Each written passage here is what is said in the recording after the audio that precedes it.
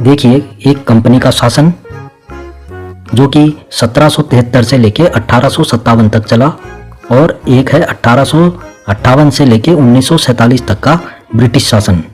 तो कंपनी का शासन और ब्रिटिश शासन, इसमें क्या अंतर है? इसमें केवल ये अंतर है कि जो ब्रिटिश शासन है वो सीधा ब्रिटेन की महारानी विक्टोरिया के हाथ में था। वहीं से महारानी विक्टोरिया के द्वारा ही सीधा शासन भारत पर होता था। लेकिन कंपनी के शासन में ब्रिटेन की महारानी विक्टोरिया और भारत, इसके बीच में एक मीडिएटर कंपनी है जिसका नाम है ईस्ट इंडिया कंपनी। ठीक है, तो भारत में जब ब्रिटिश राज शुरू हुआ तो सबसे पहले ईस्ट इंडिया कंपनी के द्वारा इस प्रभुत्व को भारत पर जमाया गया, जो कि 1773 से 1857 तक ईस्ट इंडिया कंपनी का शासन रहा। तो पहले हम कंपनी का शासन समझ लेते हैं। इस वीडियो में हम कंपनी के शासन की बात करेंगे कि कंपनी का शासन क्या है और इसमें कौन कौन से जो एक्ट हैं, कौन कौन से अधिनियम इसमें लागू हुए। सबसे पहले जब भारत में अंग्रेज आए तो उनको भेजा किसने? महारानी विक्टोरिया ने। जब वो अंग्रेज, कुछ अंग्रेज, हम मान लेते हैं कि कुछ अंग्रेज भारत में आए सबसे पहले, और उन्होंने यहाँ पे एक कंपनी का गठन किया, ईस्ट इंडिया कंपनी। ठीक है, और ईस्ट इंडिया कंपनी ने यहाँ के जो राजा थे, जो लोग थे, उनके अंदर धीरे धीरे करके अपना विश्वास जमाने की कोशिश की। ऐसा नहीं है कि वो शुरू से आते ही वो अपना जो ताकत का प्रदर्शन करने लगे। वो समझते थे कि यहाँ पर अगर भारत में हमको टिकना है तो यहाँ पे सब कुछ दिमाग से करना होगा, सबको अपने विश्वास में लेना होगा, और यही उन्होंने किया। तो कंपनी जब यहाँ पर शासन करने लगी 1773 में, तो उस कंपनी पर अपना नियंत्रण बना के रखने के लिए, ठीक है, वो कंपनी जो है ईस्ट इंडिया कंपनी, वो भारत में कैसे काम करेगी या वो जो काम कर रही थी वो उसके नियम कायदे क्या होंगे, उसके लिए रेगुलेटिंग एक्ट जो 1773 में पास किया गया ईस्ट इंडिया कंपनी पर नियंत्रण रखने के लिए। और इसके अंतर्गत क्या क्या प्रावधान थे आप देखिए। पहला, कंपनी के समस्त भारतीय क्षेत्र को एक सूत्र में बांधने के लिए। कंपनी के क्षेत्र में जो भारत का जो अधिकार क्षेत्र था उसको पूरा एक करने के लिए ये रेगुलेटिंग एक्ट लाया गया। और इसके अंतर्गत बंगाल के जो गवर्नर थे उन्हें गवर्नर जनरल बना दिया गया।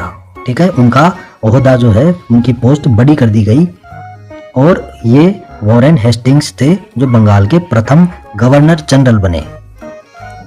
इसके अलावा और क्या प्रावधान थे? मद्रास और बंबई प्रेसिडेंसियों को भी बंगाल प्रेसिडेंसी के अधीन कर दिया गया।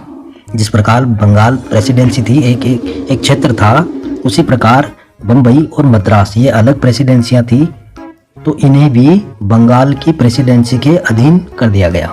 गवर्नर जनरल की सहायता के लिए 4 सदस्यीय कार्यकारी परिषद का गठन किया गया, और इस अधिनियम के द्वारा 1774 में कलकत्ता में सुप्रीम कोर्ट की स्थापना की गई। ठीक है, 1774 में कलकत्ता में सुप्रीम कोर्ट की स्थापना की गई, और इस कोर्ट के अधिकार क्या क्या थे? सिविल, आपराधिक, नौसेना और धार्मिक मामले। इन मामलों में वो कोर्ट सुनवाई कर सकता था। बोर्ड ऑफ डायरेक्टर्स का गठन किया गया, जिसके माध्यम से ब्रिटिश सरकार का कंपनी पर नियंत्रण जो था वो काफ़ी मजबूत हो गया। ठीक, तो ये था रेगुलेटिंग एक्ट और उसके प्रावधान। इसके बाद देखिए 1784, इसमें एक नया एक्ट लाया गया, Pitt's India act 1784। Regulating act की कमियों को दूर करने के लिए ये नया एक्ट लाया गया, और इसके तहत क्या प्रावधान थे कि कंपनी के व्यापारिक और राजनीतिक क्रियाकलापों को अलग अलग कर दिया गया। कंपनी, ईस्ट इंडिया कंपनी, उसके जो व्यापारिक कार्य थे और राजनीतिक कार्य थे, इन्हें अलग अलग कर दिया गया ताकि वो अपना काम सुचारू रूप से कर सके। व्यापारिक कार्यों का प्रबंध कंपनी के निदेशकों के हाथों में रहने दिया, जबकि राजनीतिक नियंत्रण और उसके निरीक्षण के लिए एक अलग से बोर्ड ऑफ कंट्रोल बना दिया गया। ठीक है, इसके बाद देखिए 1813 में आता है चार्टर एक्ट, और इस एक्ट के द्वारा भारत में कंपनी के जो व्यापारिक अधिकार थे ठीक है, भारत में ईस्ट इंडिया कंपनी का जो व्यापारिक एकाधिकार था उसे समाप्त कर दिया गया। ठीक है, और ये सभी ब्रिटिश जनों के लिए खोल दिया गया, यानी कि ब्रिटेन का कोई भी व्यक्ति भारत में आके व्यापारिक या व्यापार का काम कर सकता था। अब इसके अलावा और क्या प्रावधान थे चार्टर एक्ट में? इस चार्टर के द्वारा ईसाई मिशनरियों को भारत में धर्म प्रचार की अनुज्ञा दी गई।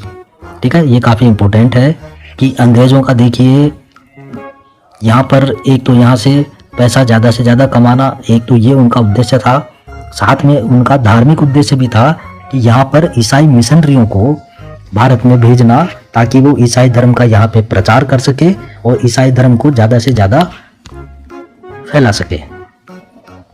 अब देखिए 1833 में एक दूसरा चार्टर एक्ट आता है और इस एक्ट के अंतर्गत बंगाल के गवर्नर जनरल को संपूर्ण भारत का गवर्नर जनरल बना दिया जाता है। ठीक है, जो गवर्नर जनरल केवल बंगाल के थे उन्हें अब पूरे भारत का गवर्नर जनरल बना दिया गया। इस प्रकार देश की शासन प्रणाली का क्या कर दिया गया? केंद्रीयकरण कर लिया गया। चार्टर एक्ट 1833 में ही और क्या प्रावधान थे? देखिए, लॉर्ड विलियम बेंटिक भारत के प्रथम गवर्नर जनरल बनाए गए। ठीक है, जैसा कि आपने देखा कि केंद्रीयकरण करने के बाद में एक पूरे भारत के लिए एक गवर्नर जनरल बना दिया गया, जो पहले कौन बने? William Bentinck. इसके अलावा देखिए विधियों के संहिताकरण के लिए गवर्नर जनरल को आयोग गठित करने का प्राधिकार दिया गया। विधियों के संहिताकरण करने के लिए आप ये मान लीजिए कि एक संविधान बनाने के लिए किस तरह से कानून व्यवस्था होगी, किस तरह से शासन किया जाएगा, ये सभी एक जगह पे लिखे जाएं। ठीक है, तो उसके लिए एक आयोग गठित करने का अधिकार किसको दे दिया गया? गवर्नर जनरल को। 1834 में लॉर्ड मैकाले की अध्यक्षता में 4 सदस्यीय विधि आयोग का गठन भी कर दिया गया। ठीक है,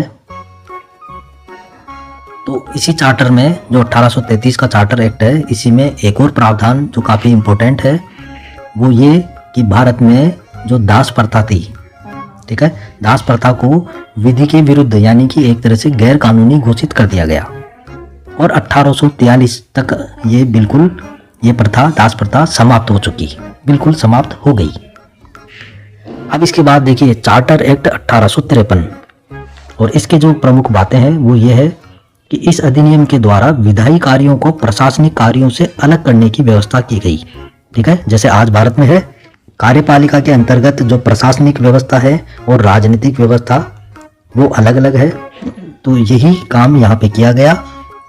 विधायी कार्यों को यानी शासन से संबंधित कार्यों को प्रशासनिक कार्यों से अलग करने की व्यवस्था की गई चार्टर एक्ट 1853 में।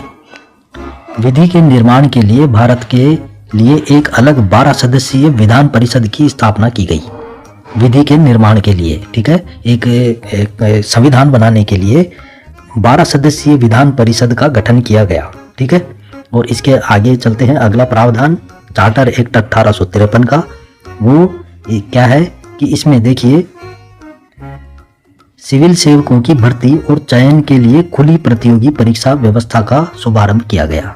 जो आज जो व्यवस्था है, आज हम जो नौकरियों के लिए जो कॉम्पिटिटिव एग्जाम देते हैं, ये व्यवस्था यहाँ पे शुरू हुई चार्टर एक्ट 1853 के अंतर्गत। और इस प्रकार विशिष्ट सिविल सेवा भारतीय नागरिकों के लिए भी खोल दी गई। तो ये देखिए, ये पूरी कंपनी के शासन के अंतर्गत ये जो जितने भी जो प्रमुख बातें हैं वो हमने इस वीडियो में पढ़ी। और इसके बाद में देखिए 1857 तक इस कंपनी का, ईस्ट इंडिया कंपनी का शासन चलता रहा, जो कि डायरेक्ट रूप से कंपनी का था, लेकिन इनडायरेक्ट रूप से इस पर अधिकार ब्रिटिश महारानी का ही था।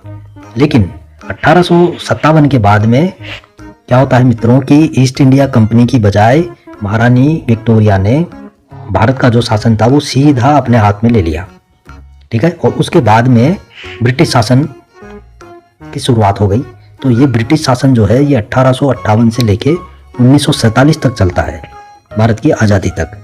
तो इस प्रकार ये पूरा जो ब्रिटिश शासन है ये हमने 2 भागों में बांटा, एक कंपनी का शासन और दूसरा ब्रिटिश शासन। कंपनी के शासन की आज हमने इस वीडियो में बात की और अगली वीडियो में हम ब्रिटिश शासन की बात करेंगे। तो उम्मीद है आपको ये वीडियो पसंद आया होगा। वीडियो को लाइक ज़रूर करें, अपने मित्रों को शेयर करें और अगले पार्ट देखने के लिए आप डिस्क्रिप्शन में लिंक देख सकते हैं।